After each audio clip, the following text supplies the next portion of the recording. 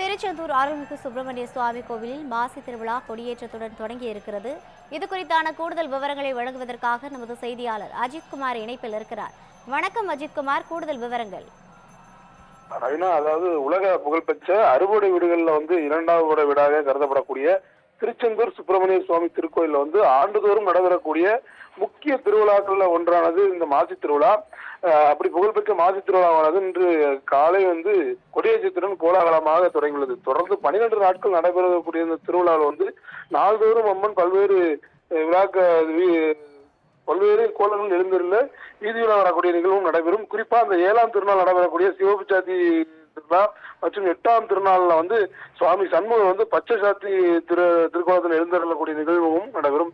தொடர்ச்சியாக வருகின்ற 12ஆம் தேதி நடைபெறுகின்றது சீர நிகழ்ச்சியான தேரோட்ட நிகழ்ச்சி. இத்திருவிழாவுக்கு பல்வேறு பகுதிகளிலிருந்து ஏராளமான பக்தர்கள் கலந்து கொள்வார்கள் என எதிர்பார்க்கப்படுகிறது. ரவினா, கூடுதல் விவரங்களுக்கு நன்றி அஜித்குமார்.